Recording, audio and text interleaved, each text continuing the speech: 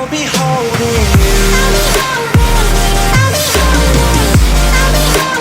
I'll be holding you. I'll be holding you. Hey guys, so today we're going to be installing slave cylinder, slave cylinder line. We're going to replace the master cylinder line, and we're going to be rebuilding the master and slave cylinder for the 350Z. So let's get started. So I kind of already got a little bit ahead of myself here for this video, but I'll give you the rundown. So what you're going to do is you're going to lift up the driver's side, and you're going to remove 1, 2, 3, 4 bolts up here. You can see it, 4 for that fender. After you remove the wheel, of course, make sure you use a jack and be safe and yada yada yada. So first thing you're going to do is you're going to remove the top. Let me see how dirty that shit is. Yummy. You're gonna remove the top of this, set it aside. That way, obviously, the air can push that shit down. Air, gravity. So, second thing you're gonna do is you're gonna remove 3 bolts, 3 screws actually, those from that medium, it's in the middle, that plastic cover thing that's in the middle of the cross member. Just remove those, put it aside. Either take it off or leave it, whichever one you want. And what you're gonna do is you're gonna take a 10mm. You can either use an open or semi. I don't remember what these are called, but you can use either one of these. I use an extension with a 12mm socket, and you're going to remove the banjo bolt that's on the slave cylinder right there. That's why you remove that cover, so you can get access to it. Then you just drop it in there. It's going to bleed everywhere. Make sure you do not get this stuff on your paint, otherwise it's going to peel off. Just let it there, let it bleed. Just put it in a container, whatever. So just do that. And second thing you're going to do is there's going to be 2 bolts.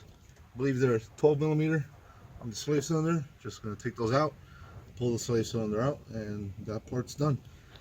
Then this is the reason why we took the fender cover off.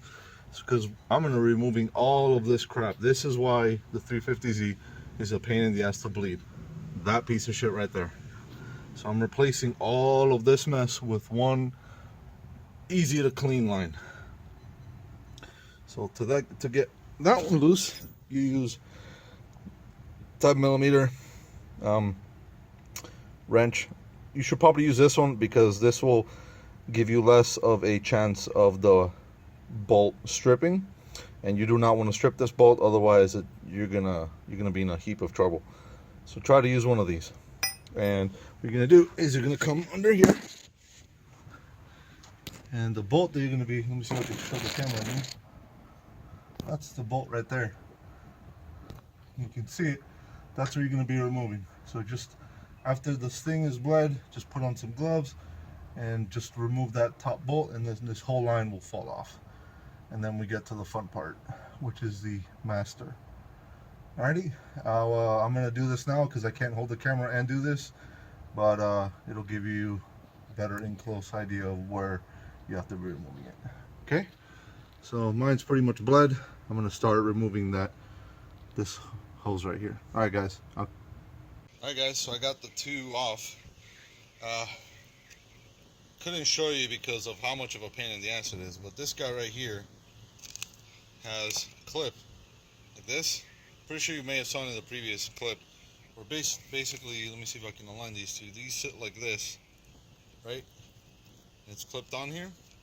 It's putting pressure on that bracket. So what you got to do is you take a flathead screwdriver, and put it in between this lip here and the lip on the bracket, and start wiggling it on both ends, and it'll fall off. That's the easiest way. Like, it came out real quick, but you have to use that way, otherwise it's not gonna work. So this is obviously the rubber one. You can see a little bit of the rubber peeking through there. I'm swapping it out with a complete stainless steel on both the slave and the master hose. Uh, Also, I'm rebuilding this guy. These two bolts were kind of a pain in the butt. They're both 12 millimeter. I was able to get them out, but you do probably have to use a breaker bar to pull it because this one is kind of a pain in the butt. Um, so right now, I'm going to take out the bolts on the master cylinder, which are inside on the underneath the pedal, and I'm going to show you that right now. Alright guys, so now I'm in the car. I should have probably done this, you know, now that I come think about it, I should have done this before I had the car in the air. It might have been a little bit more safer, but I can't do anything about that right now unless I put the tire back on and drop the car. So, I'm going to show you. Look down here. You can see that's the cylinder right there. There's going to be one bolt. I think there it is. So you have one bolt there and one bolt there. You take those two out, and you need to take out, you see that little, not this one, that pin right there. You gotta pull that pin and push that dowel to the left. See if I can use something. Alright, show you here with this.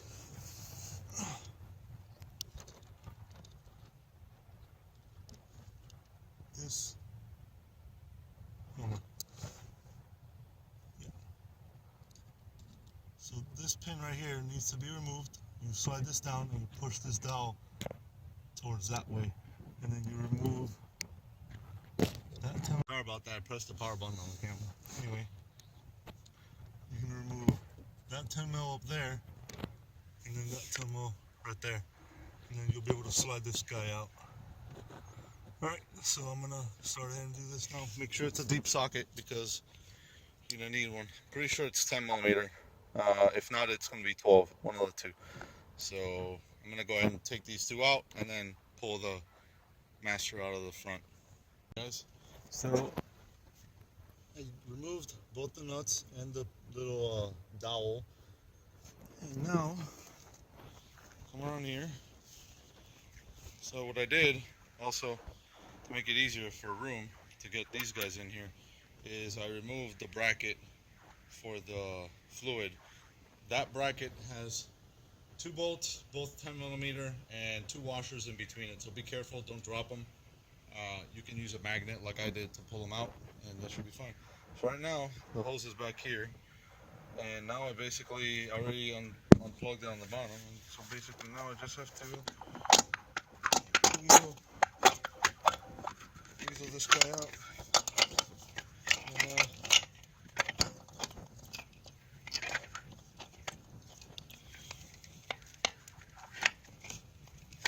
kind of have to like bend it a little bit. There you go. Get out of the way. There you go. One master cylinder. So now I have these two guys off. Make sure you keep this thread where it is because you don't want to adjust that now. We're going to rebuild this after I remove the old hose. So I'm going to go right now and remove all the old hoses from the system. That way, basically these guys over here. See, we don't need these anymore. All of these I'm going to just unscrew them. They're just 10 millimeters, hold, and pull them out. And that's it.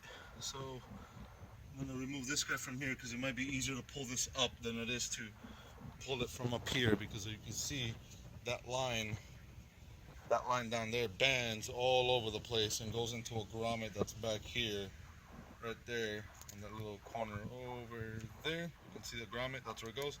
So it might be easier to just pull it upward. But yeah, so I'm gonna go and do that, and just snake in the, well, I won't snake in the lines, I'll probably do that once I put in the cylinder.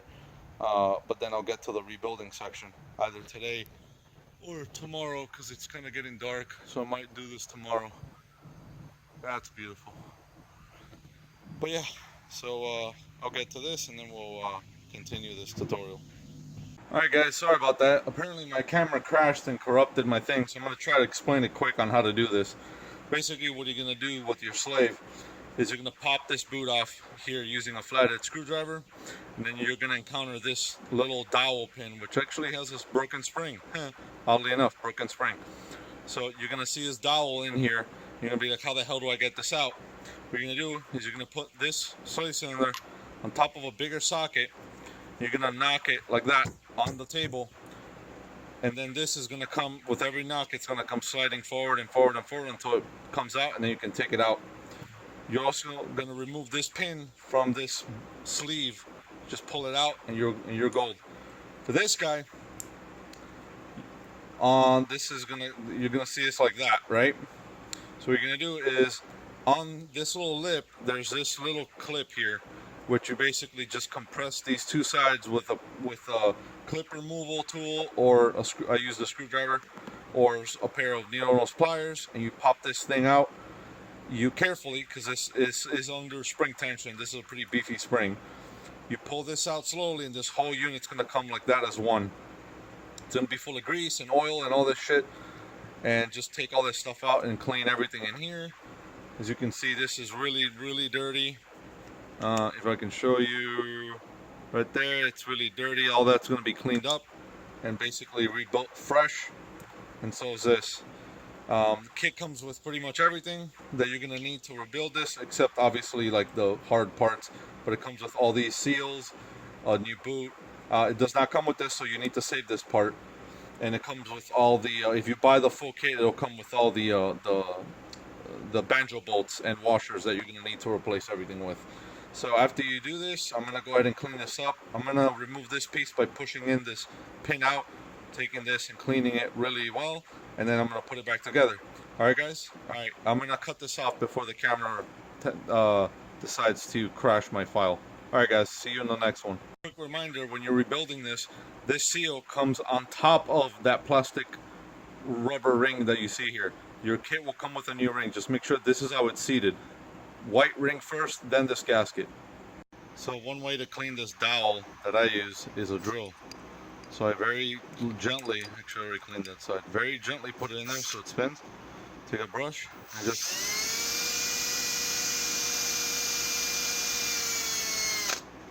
easy peasy lemon squeezy. Alright, all clean. Alright guys, so now let's rebuild this guy. So put in this. It's already in there. I'm gonna put the plunger. And so we're holding it. I put the clip in.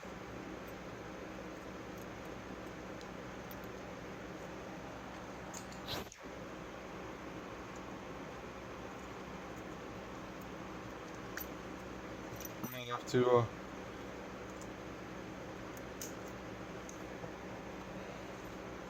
it's gonna be a little bit more difficult than I initially thought.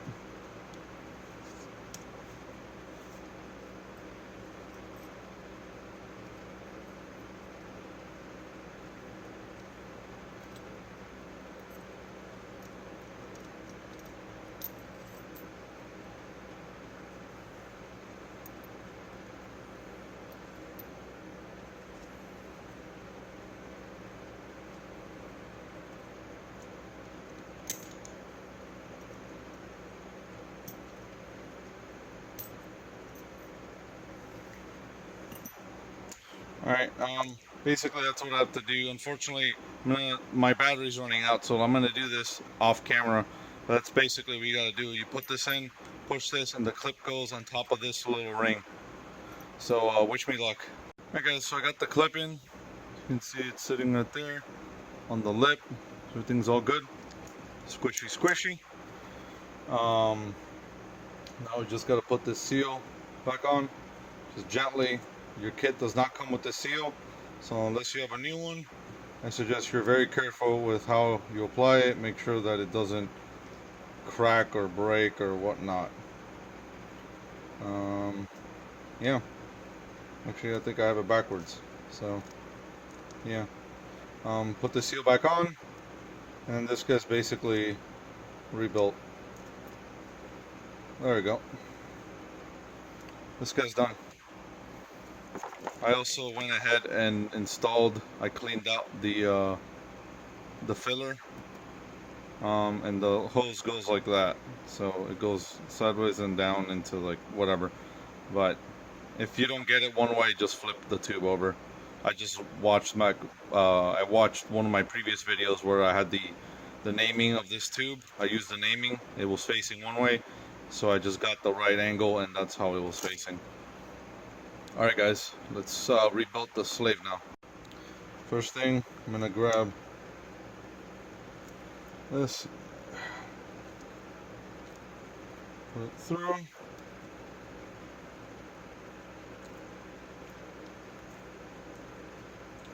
There we go. That's it.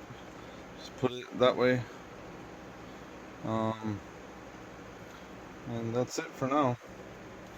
So then I'm gonna get we're gonna get this guy out. This is all greased up already. So I don't think you have to add any more. Actually, this is a very good question. I think this goes like that, if I'm not mistaken. Let me double check on my previous video on how that goes. So I double checked. The spring does go this way. It just clips on here. Sorry, clips on there. Doesn't move. Piece goes in. Start pushing it in. Basically, this dowel goes straight in the middle. And just push it until this rubber mount can go over the seal. There we go.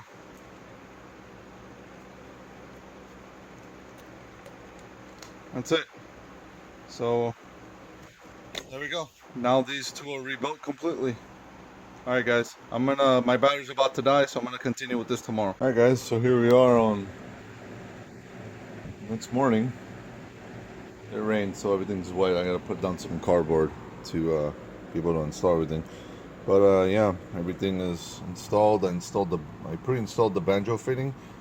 That black mark is where the actual hole in the banjo bolt is. So I'm gonna use this one as an example. That's where that little banjo bolt sits. That's where it's aiming. However, you see that channel that's around the banjo bolt? These you don't have to align, per my understanding on how these work. You just put it in, tight it up, and you're done. You're gonna put one of these washers, these copper washers, in between, the top and the bottom of the banjo bolt. So that is for this line, which is gonna go on this guy right here. I'm gonna wait to install that until I'm under the car. I'm just gonna pre-install this and then just slightly tighten it. That way it's already in place, and then I'll put it in the car. And then here's the clip, and that's it. So I already tightened this guy. I was not able to find a spec for how tight it is, so I kind of just, normally it was tight. Actually, I remember now. It was tight. The bolt started tightening when this black mark was facing the front like that. So I basically gave it an extra quarter turnish to tighten it. And I also did, if you notice the orientation, I angled it to the side because this whole piece goes in like that. So you want a little bit of clearance from the back of the unit. Alright, so I'm gonna go start installing this in the car before it starts raining again, because I need to go watch Avengers. So yeah, let's get this done, guys.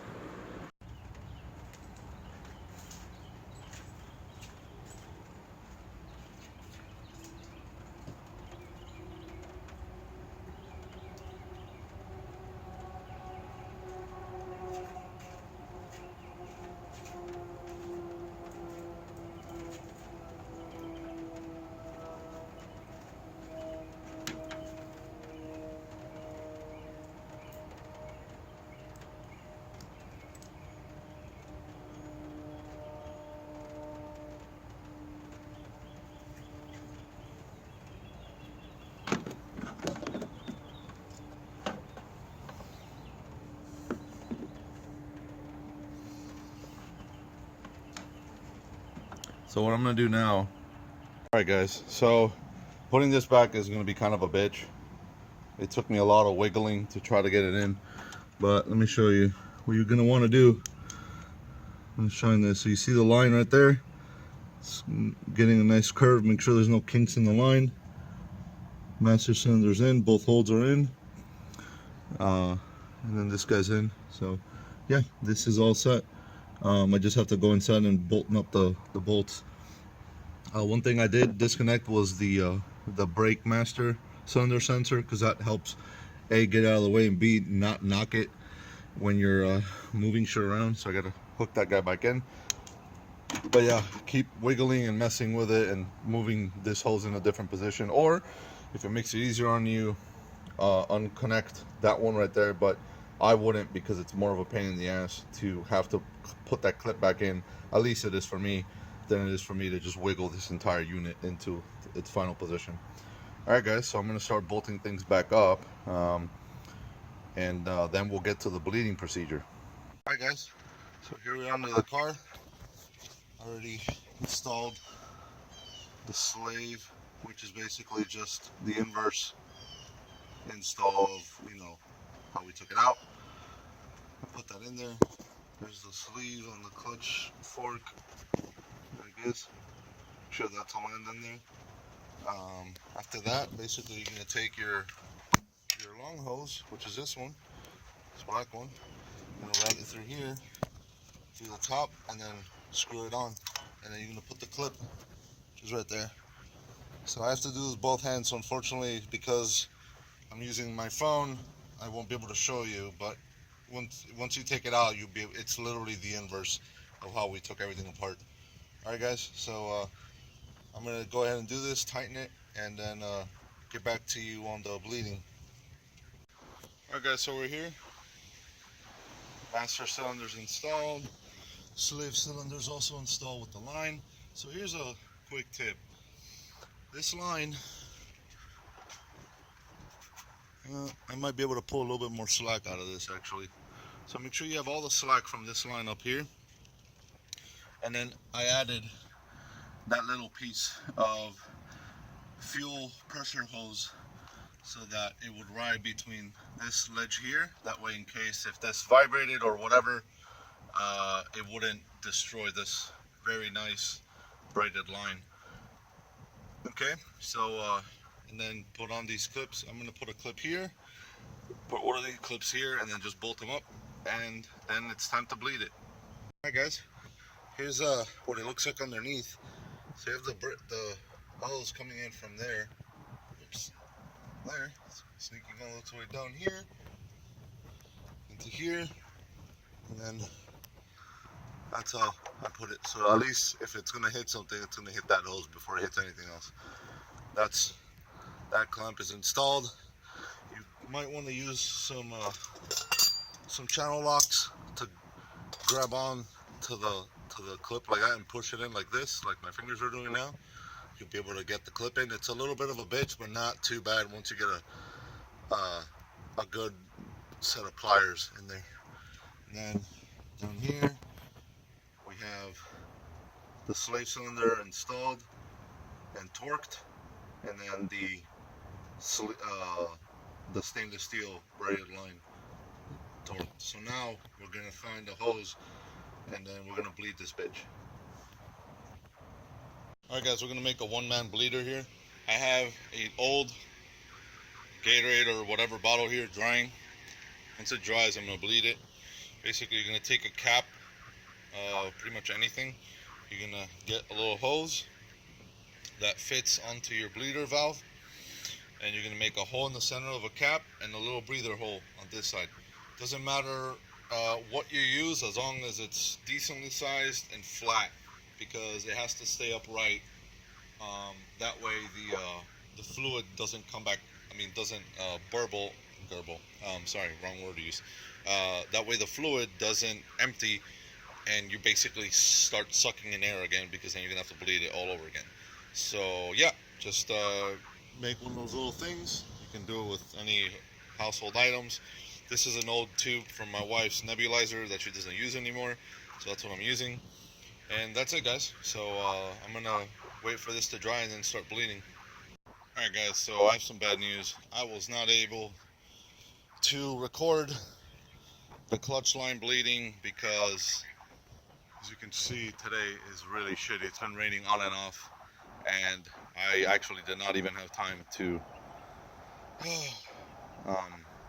record and do this at once. But if you watch pretty much any clutch line video for bleeding, you'll see how it's done, and it's really simple.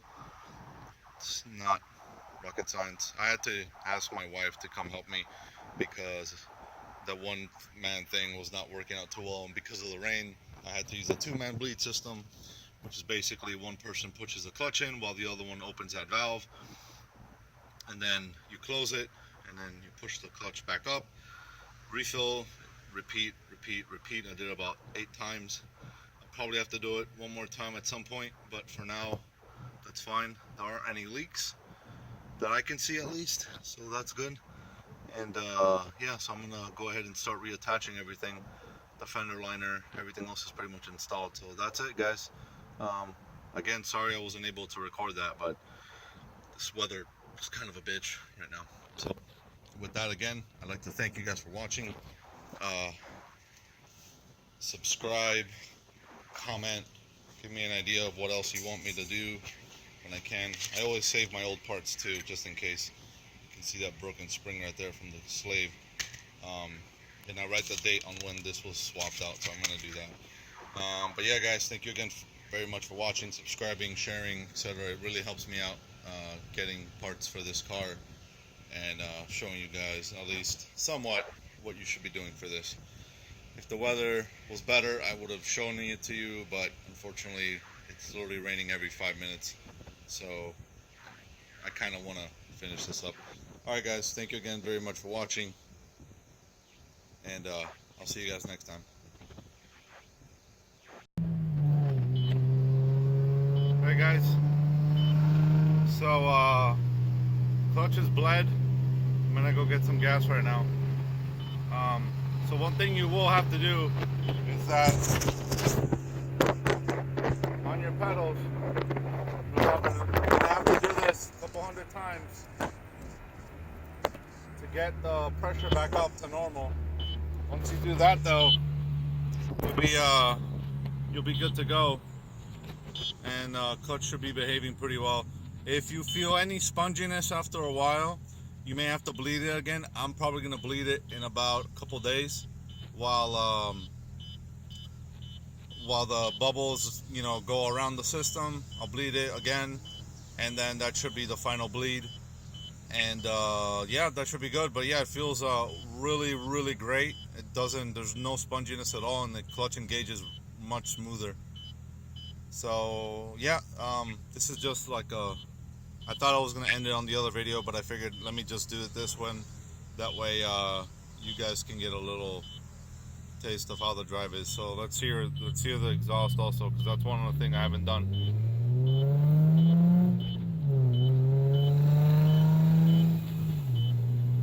I don't know if you can hear it, but it sounds pretty decent. Clutch engages really smoothly now. No hiccups or anything. So alright guys, thank you for watching. Like, subscribe, comment, tell me I'm a bald fuck, which I am, or whatever you want. Just comment down below, make it ratchet, whatever you want, and I'll catch you guys on the next one. Alright, I'm gonna go get some fuel now because I gotta go to Disney. So Wawa gas station, please sponsor me, that'd be nice. Alright guys, take it easy, peace out.